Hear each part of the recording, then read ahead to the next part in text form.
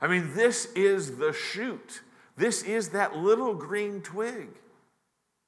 And everyone doesn't see it. Everyone is surprised by it. I think of some of my favorite movies, like The Shawshank Redemption or The Sixth Sense. Those movies where all of these details are laid out and you're following along in the story. And then the third act comes along, and all of these details fit into a place that you weren't really expecting, but they fit perfect. And you're like, oh my goodness, the little hammer that Andy Dufresne had was to escape. It wasn't just to make these little pieces. And his Bible was hiding under the verse, the truth, this book will set you free. I mean, all of these things come together, and then you're like, wow, how did all of this come together? And I was so surprised. You laid it all right out in front of me. And yet you still surprised me. And I'm like rejoicing with how clever it was.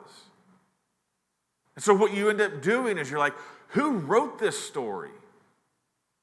Who's the author of this? And you find out, who wrote The Shawshank Redemption or who brought The Sixth Sense, and you marvel at it. I want you to come back to the Nativity and see this truth there. Who can author a story like the Nativity that has both such scale and such subtlety? I mean, the scale is he laid all of these promises out over hundreds of years. Hundreds of years. 800 years is when the verse that we're looking at was written.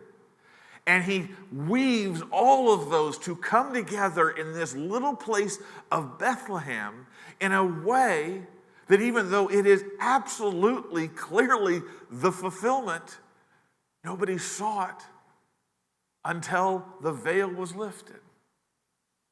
So there was such great subtlety amidst all this great scale. Do you see that surprise?